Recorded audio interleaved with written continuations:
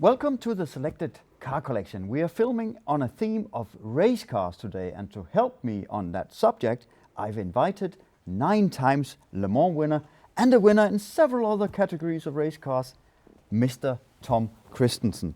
Welcome, Tom.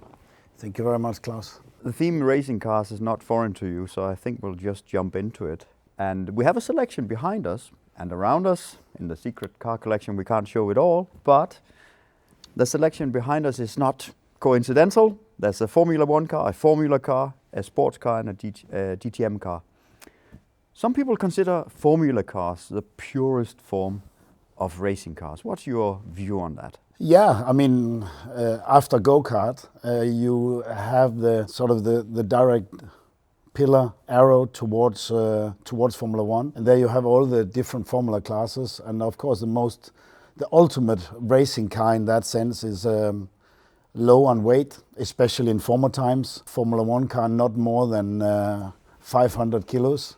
Very agile, very powerful, and of course incredibly dynamic to drive and racing in a Formula car. So for a driver coming out of karting, you want to go through the pillar of the different classes. Formula Ford, Formula 2000, Formula Renault, all the different classes, Formula 3, F2, and then into F1. Mm. And it's funny that you immediately mentioned karting, because I thought about whether we should have a kart here. But where does that sit? We don't have any karts in the collection, I must say. No, I have my own kart at home, and that's on the wall. Yeah. And obviously, you can fit a go-kart everywhere. But I'm just saying the sensation of driving a go-kart, that inspires everyone. And of course, you can put your 5-year-old son into a kart and he will get hooked immediately. So yeah, be careful with that, moms and dads, because that's when I got the sensation. You're sitting a few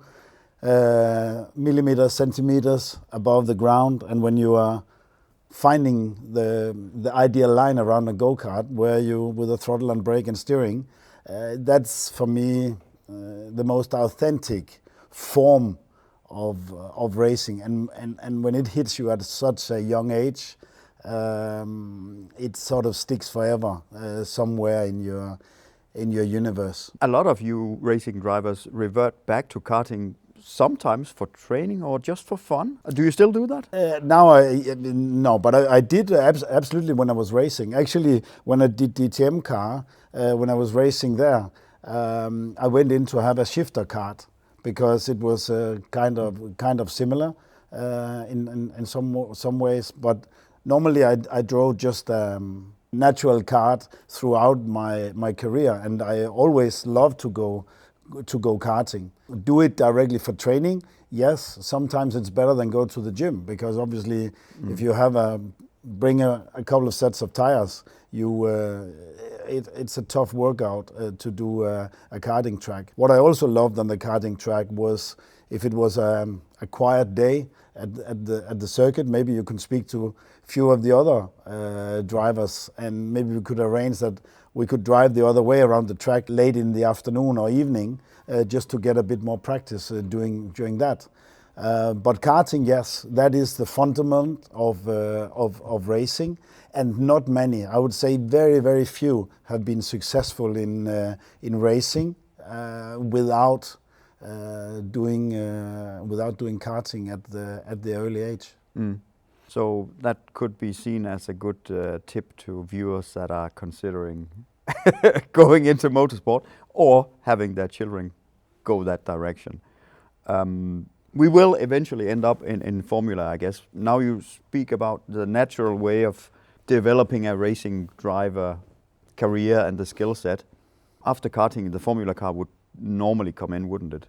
Yeah, nowadays F4 is has been worldwide sort of the most inspiring and way to go forward, and using sort of the FIA pillar of Formula talent, the road towards Formula 1. So F4, F3, F2 and F1. Local around the world, South America, Asia, Japan, they all have individually supported other Formula classes as well.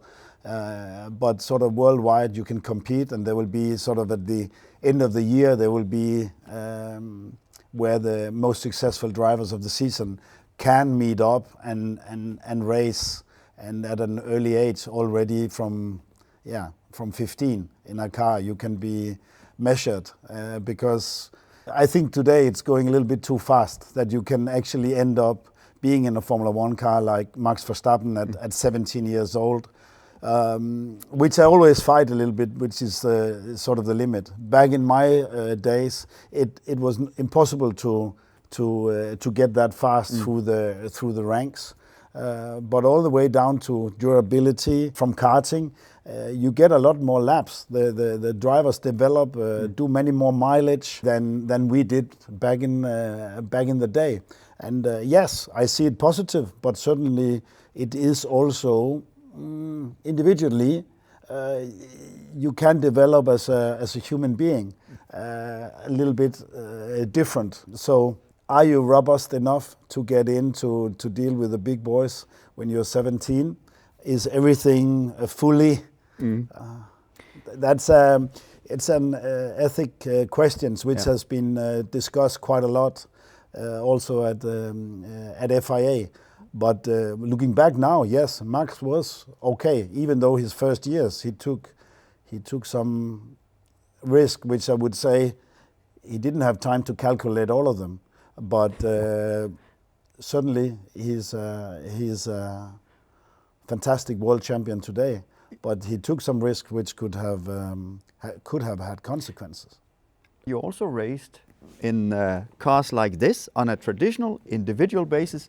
You're the man behind the wheel in your car, and you have a team body that you are actually competing against, and a lot of other competitors. Yeah, I mean, what's the difference between those two worlds? Yeah, I mean, the mental aspect is this is very much sprint racing. But I loved the versatility. I mean, the word versatile in racing and the challenge of doing the different. If it's flying down the straight with 340 kph in a sports car, or going to a circuit like Oschersleben, Hockenheim, Nürburgring, with these cars, and it looks from the first glance that it looks like an Audi A4, but actually the only thing which is from an A4 is A, B, and C pillar and the roof. Even the windscreen is kind of plastic. All the rest of the bodywork around, super efficient monocoque in a way. Is carbon fiber. So everything is carbon fiber, and some lovely different kinds of materials based around. At this point here we are racing on Dunlop, quite narrow Dunlop tires. So the balance aerodynamically, you can see all the flicks are optimized. The seating position is very far back nearly in the center of the car. The engine is just above the ground, and sitting kind of just in the middle of the windscreen at a very low point. So everything is optimized to get the best way of getting the car fastest around, both aerodynamically and with the weight. And we are looking for the balance of when we are testing. I mean, you can just move a little bit of weight around. You put two bottles of milk in the boot, and I will be able to give you feedback that, the rear is a little bit more on the edge. So all these things means that it was the same as any racing car. They just have different limits. But then again, when you then put me into direct competition like our good friend Bernd Schneider, we were fighting for the championship in 2006, and I think we have the car from 2005 parked in the background. Yeah. You are in a field with a lot of drivers who just don't look or think further than the next corner, and we don't like if we are not first out of the next corner. So and then there's 2 or 3 weeks we have the next race. So a lot of more dramatic racing in these, a lot more robbing and racing in the touring cars. Probably not as much as when I did the BTCC championship in the UK. That was even a lot of more. You were leaning on each other, but it created great racing, and it created a lot of dramatic situation, and the fans loved it. The fans loved DTM. The fans loved BTCC. When I was racing in Japan, the Super Tourenwagen, all these things of aspect is that the viewers can watch their favorite car go racing, and they support that as well. Seen from the outside as a spectator, when you saw you racing these cars, it almost seems like you had more fun behind the wheel than when you were on a long distance stint. You didn't have all that strategically calculating, which I also really enjoy. You are probably flirting on the oversize of the stress level, whereas you would have a certain limit, but you are popping a lot of adrenaline above your threshold of being super efficient, because you take bigger chances in some ways. Oh gosh, we have taken a lot of chances in these sports cars. If you go to the Sebring racetrack, when you go to around the world, but they're a little bit more calculated. Because you know you want to do your team proud, and you don't do your team proud when you're parked in a tire barrier. Whereas DTM, it's a little bit about win or bust. You need to win on the day, and you are a bit more greedy in a racing car. So that sprint adrenaline, which you have in a touring car, and sometimes you would think, even sometimes today when you're watching it, you think, I don't think there's any airflow coming into that car because something is getting a bit hot. And this red mist, as the Brits used to call it, when somebody takes a chance which is not successful, happens more often there than it maybe does in an endurance race. But for me, endurance, it's a word which I put as high as versatility, because that's what I really fancy and what I really respect when drivers, let alone when you just look back at Le Mans this year, the people come out on top. That's supreme, and that is to have an aspect of not just me, myself, but us, we, and then coming out on top. You don't win at Le Mans if you are an idiot. You don't win at Le Mans if you are just thinking of your own performance. If you're just thinking, I wanna look good compared to my teammates. I wanna just prove, and you are leaving the car, go back through the garage because you wanna be with your girlfriend, or you wanna be with your whatever. You need to be part of the team, and that's certainly. And in particularly the mechanics and engineers, they need to know your feelings about the car. And sometimes, I mean, yes, through that journey, they only respect you when they know a little bit more about you. And in that sense, you need to have that helpful. I mean, a good thing you can help with, cleaning the car during testing. You can help with doing something you can simply do good things. Of course, the debriefs, the pre-briefings, all these things, that's natural when you are there. But try to be a good human being. That helps you being respected in the team. And that helps sometimes that preparing the car, that mechanics, yes, they do a good job, but maybe they just check an extra time, try to optimize it. Maybe they just look the data.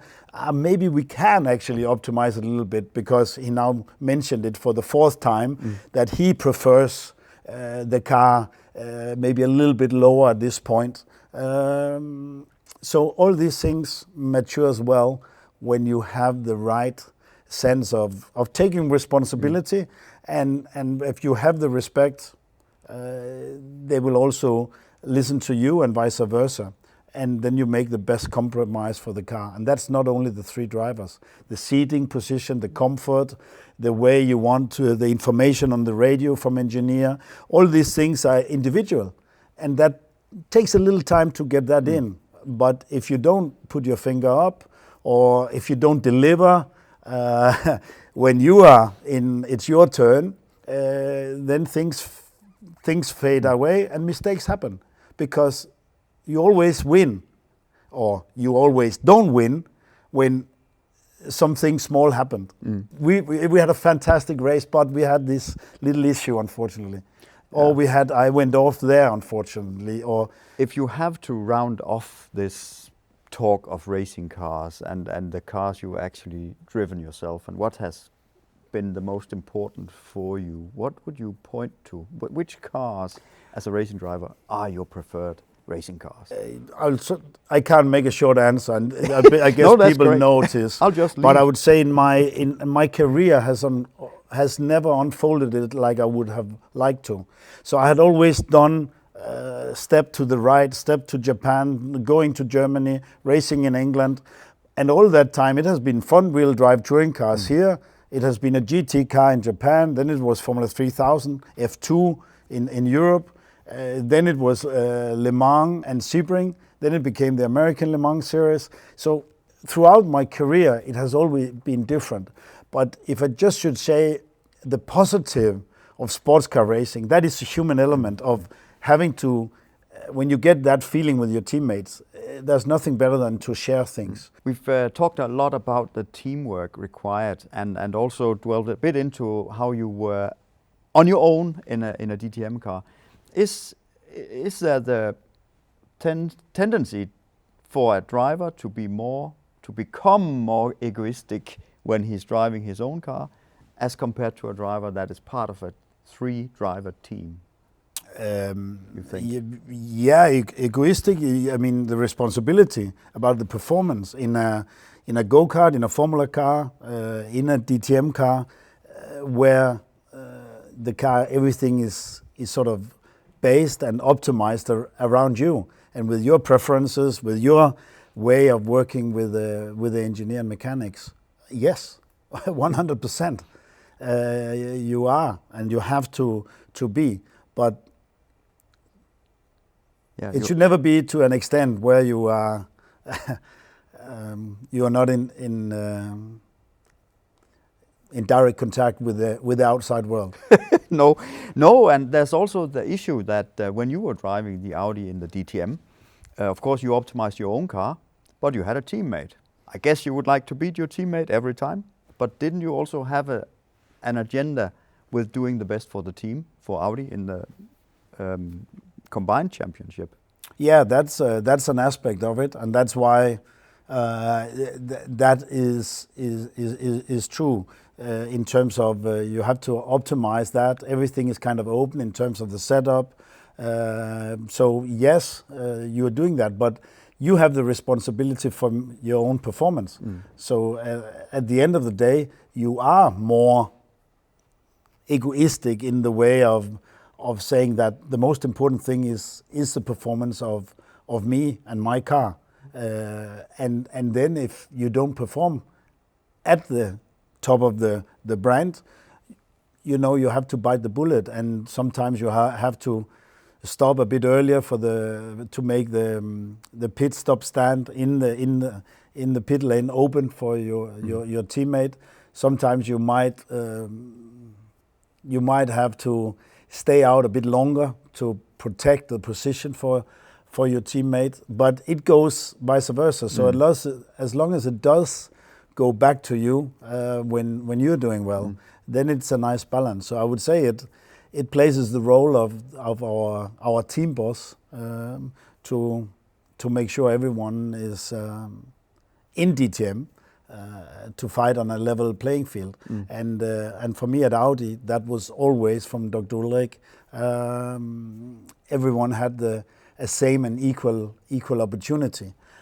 But as a young driver coming from karting, coming to F4, to F3, F2, you have to win. You have to come out best as the guy in the garage. Yeah, there's a pressure immediately. Yeah, and let's say, I mean, pressure is a fuel in a racing driver's life. Pressure is what you take that as an energizer. Always remember when you take the helmet off, making sure that You smile. Well, Tom, you mentioned the word versatility many times, and I know you very well as a driver, and that is a thing you've shown throughout your career. And I know you like to say you're pensioned now, but I know you aren't. And again, that shows your versatility. So I think it's fair to say we'll get back to you, get back to Tom Kristensen with many more stories about racing cars in the broad terms. But for now, thanks to you, Tom. Thank you, Klaus.